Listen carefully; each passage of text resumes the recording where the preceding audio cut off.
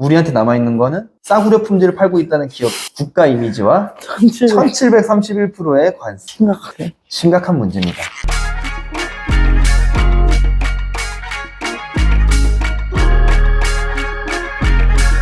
안녕하세요. 반가워요, 예은 학생. 방금 방금 전에 본 것 같은데? 또 뵙죠? 벌써 수업이 이렇게 빠르게 돌아오네요. 그만큼 기다리고 있었다는 뜻으로 해석을 하겠습니다. 네. 자, 오늘의 수업은 이제는 경제 이야기. 오늘은 다시 또 경제로 돌아왔습니다. 자, 어떤 내용이냐? 중국에서 지금 메이드 인 코리아 딱지를 붙이고 수출을 한다는 이야기가 굉장히 많아요. 오늘은 이거에 대해서 좀 알아보도록 하겠습니다. 자, 우리가 보통 해외 제품을 살 때 이 국가를 보는 경우가 되게 많죠. 어느 국가에서 만들었는지. 우리 예은 학생도 보나요? 저는 보죠. 왜 보죠? 뭐 중국에서 만들었는지 유럽에서 만들었는지 확인하기. 그게 왜 중요하죠? 품질에 문제가 있죠. 사실. 그쵸. 보통 국가를 메이드 인 뭐 차이나라고 하면 우리가 떠오르는 이미지는 보통 품질은 안 좋고 가격은 저렴하고 약간 이런 쪽 뭐 짝퉁이 많다든지 그다음 뭐 독일이나 일본 이런 데를 생각하면은 뭐 장인 정신 약간 이런 이미지들이 이제 떠오르죠. 자, 그러면은 우리나라는 과연 다른 세계 사람들이 봤을 때 어떤 이미지를 가지고 있어요? 제가 볼 때 좋은 이미지를 가지고 있죠. 좋은 이미지 맞습니다. 가슴에 손을 얹고 우리 애국의 마음으로 네. 애국의 마음으로 조사를 해보니까 실제로 우리나라 제품의 이미지는 괜찮다고 합니다. 다행히도 뭐 기술력도 괜찮고 뭐 품질도 괜찮고 특히 미용 같은 쪽에서는 굉장히 트렌디하고 세련됐다라는 이제 평가를 많이 받고 있어요. 이거는 아무래도 우리나라 K-팝의 영향이 굉장히 큰 것 같아요. 뭐 BTS 같은 사람들이 뭐 세계적으로 인기가 많으니까. 하지만 가격 대비 성능으로 봤을 땐 밀리는 경우가 많다고. 아무래도 우리나라 안에서도 지금 국가 정책을 쓰는 그런 브랜드들이 굉장히 많잖아요. 네. 그거를 그대로 이제 외국으로 들여가는 건데 외국에서는 특히 유럽이나 일본 같은 데는 좀 이렇게 절약하고 이런 분위기가 우리나라보다 더 있기 때문에 그런 부분에서는 조금 우리나라의 이미지가 안 좋을 수는 있겠지만 어찌됐든 간에 전체적으로는 긍정적이라고 해요. 여튼 이렇게 어느 국가에서 만들었는지 자체는 굉장히 중요합니다. 네. 중요하고 이것을 속이는 것 자체는 국제무역법 위반이에요. 그래서 이거를 대놓고 속이는 경우는 없어요. 물론 요즘에 우리나라 제품도 그렇고 외국 제품도 그렇고 처음부터 끝까지 모든 거를 우리나라에서 다 만들거나 외국은 또 미국이라면은 미국에서 다 만들거나 이러지 않습니다. 맞아. 수입을 해가지고 우리나라가 조립을 해서 팔고 이런 경우가 굉장히 많고 실제로 제가 얼마 전에 강의를 했었던 내용 중에 삼성전기의 MLCC 삼성전기에서 다 생산을 하는데 그거를 중국에다가 이제 수출을 하는 거죠. 중국은 그걸 가지고 전기차를 만든 하지만 그게 메이드 인 코리아가 되는 건 아니죠. 그런 것처럼 요즘에는 세계가 전부 힘을 합쳐가지고 최대한 효율적으로 물건을 만드는 게 세계화 현상입니다. 자, 그러면은 애매한 것들이 이렇게 좀 있어요. 예를 들면은 그 정도 조금 들어가는 것 정도야. 이건 메이드 인 차이나 이건 명확하죠. MLCC 하나 넣었다고 메이드 인 코리아가 되지 않는 거. 근데 애매한 것들이 있습니다. 예를 들면 뭐 김치 같은 걸로 예시를 드려. 고춧가루 중국산, 배추 한국산. 이러면은 어느 나라 김치? 반반 김치인데. 반반 김치? 완전 싹싹 김치, 반반 김치. 싹싹김치, 반반 김치? 어렵네요. 어렵죠. 그러다 보니까 기준이 있습니다. 어떤 기준이에요? 조립이 기준이. 조립을 한국에서 했으면 한국산, 중국에서 했으면 중국산. 중국 고춧가루, 중국 배추, 중국 마늘, 중국 소금. 조립은 한국에서 그러면 한국산.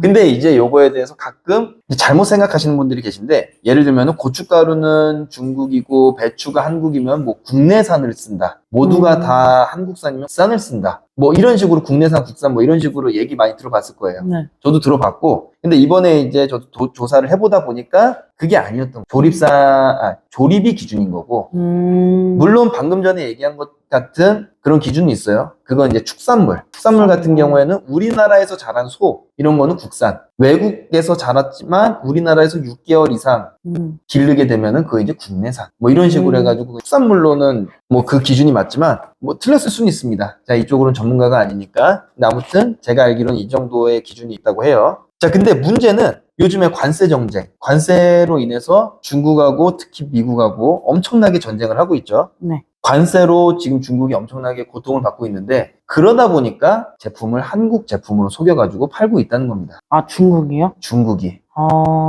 자, 지난번에 우리 얘기했었죠? 네. 관세 몇 퍼센트라고 그랬죠? 256%. 245%. 나는 이제 무시하겠다. 라고 했었어. 나는 이제 무시하겠다. 245%는 너무 터무니없다. 자, 근데 품목마다 다릅니다. 품목마다 다르지만 어쨌든 전반적으로 245%예요. 근데 한국 딱지를 붙여서 파는 이 특정 제품이 있어요. 그 제품 몇 퍼센트일까요? 이거 뒤에서부터 적을까요? 몇 퍼센트? 71? 71 땡. 세 자리인가요? 세 자리예요? 세 자리겠죠? 431. 435 땡. 731이요? 네. 이게 뭐예요? 1731. 1731%입니다. 1.73이에요? 1점이 아니죠. 이거 콤마입니다. 1731이요? 1700입니다. 그때 245%를 얘기했을 때도 입이 벌어져서 다물어지지가 않았는데 1731% 제품은 매트릭스입니다. 어? 침대 매트리스. 뭐지? 자, 이 침대 매트리스를 만약에 하나에 100만 원에 우리가 팔려고 하면은 세금만 1731만 원. 즉 1831만 원에 사는 겁니다. 매트리스를요? 매트릭스. 누가요? 그러니까 미국인들이. 자, 이거는 그러니까 말이 안 되는 관세니까 팔지 말라는 얘기죠. 자, 이렇게 높은 관세를 이제 보통 반덤핑 관세라고 하는데, 덤핑이라는 거는 시장에서 가격을 통해 시장을 점유하려는 전략이에요. 예를 들면은 보통 우리나라가 지금 핸드폰 사는 것들이 뭐 예를 들면 뭐 100만 원 정도 수준이라고 예시를 들었을 때 혼자 느닷없이 갑자기 우리 중국에서 생산했는데 10만 원 이러면은 우리나라에서 생산하는 100만 원짜리는 안 팔리겠죠. 다 10만 원짜리만 사니까 이런 걸 이제 덤핑이라 그래요.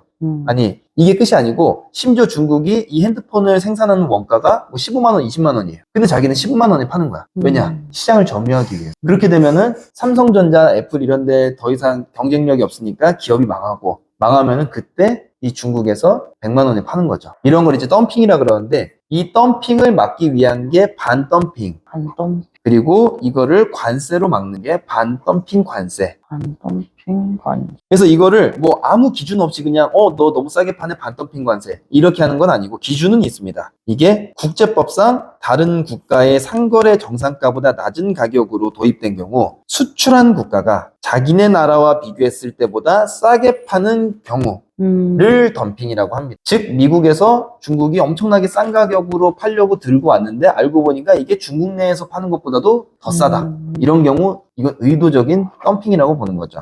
아무튼 이게 그러다 보니까 2019년도에 미국 상무부, 우리나라로 치면은 뭐 기재부 내지는 뭐 중소기업 벤처부 뭐 이런 아무튼 상거래를 이제 통제하는 그런 곳에서 조사를 했습니다. 그랬더니 40개 이상의 중국 매트리스 기업에서 원가 이하로 판매를 하고 있다라고 해요.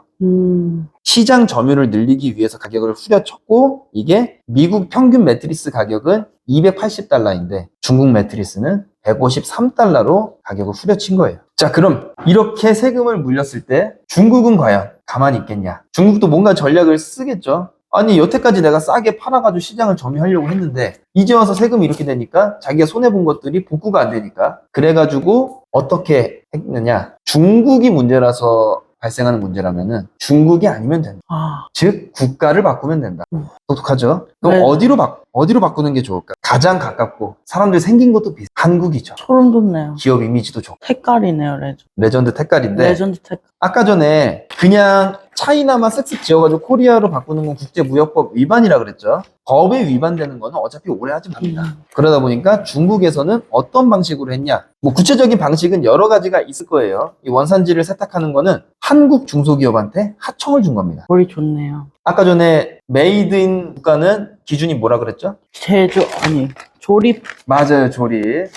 조립이 기준입니다. 한국에서 조립하면 메이드 인 코리아가 되는 거겠죠, 그러면? 그래서 실제로 사례가 있었는데 전북 익산에 있는 어떤 특수 금형 기업이 있어요. 금형을 만드는 기업인데 그 A사한테 중국이 설계도를 줬어요.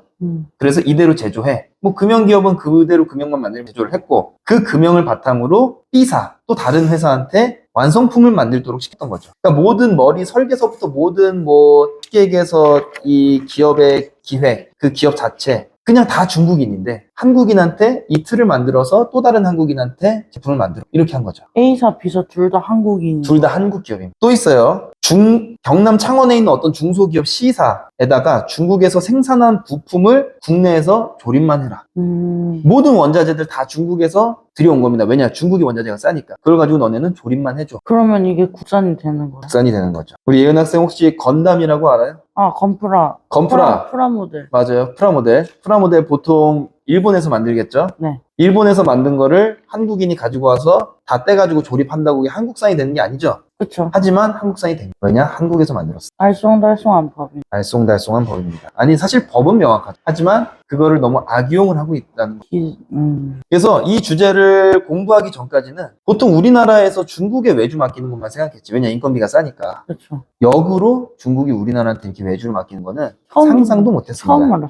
자, 근데 그러면은 이제 우리나라 입장. 우리는 뭐 미국이 어떻게 뭐 손해를 보든 말든 우리는 일단 우리나라가 중요하죠. 우리나라 입장에서는 나쁠 거 없지 않나? 왜냐? 중국에서 굳이 자기네가 한 번에 하면 될 거를 우리나라를 통해서 하기 때문에 우리나라 기업도 돈을 벌고 그 다음에 일자리도 늘고 우리나라 입장에서는 나쁘지 않을까. 실제로 중국에서 이것 때문에 우리나라의 공장도 꽤 많이 지었다고 해요. 트럼프는 지금 자기네 나라에다가 제조시설을 늘리기 위해서 관세를 올리는 것도 있는데 우리나라는 가만히 앉아서 이렇게 그 혜택을 보고선 공장이 늘어나고 일자리가 생기죠.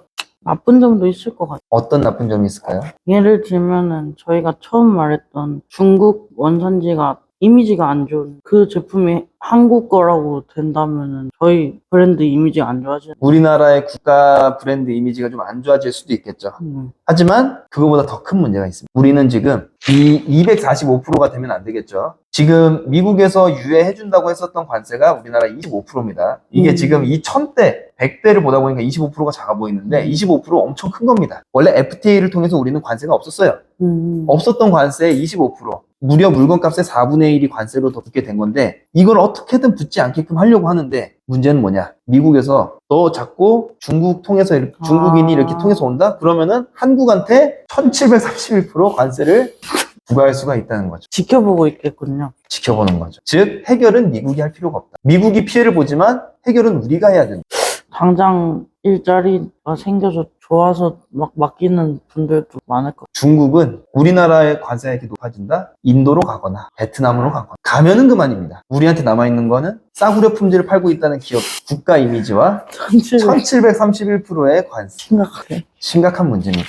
그래서 우리나라에서 어떻게든 이 문제를 잡아야 되는데 기업들의 입장에서는 이 수주를 거절하기가 쉽지 않아요. 특히 지금처럼 경기가 어려운 때는 중국이건 뭐 일본이건 미국이건 어느 나라 상관없이 무조건 받아야 됩니다. 기업 입장에서는. 그러니까 기업한테 요거를 하지 말라라고 할 수는 없어요.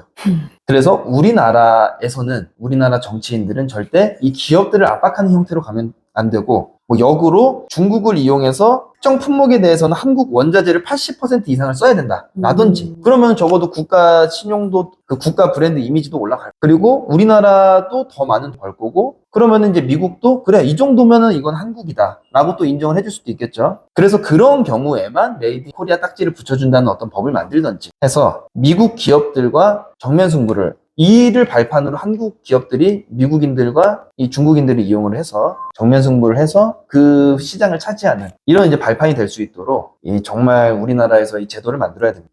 그래서 중국인들이 시작한 사업이지만 눈 떠보니 한국인들이 칼자루를 휘두르고 이걸 이제 이용을 해야겠다. 오늘 수업 어땠나요?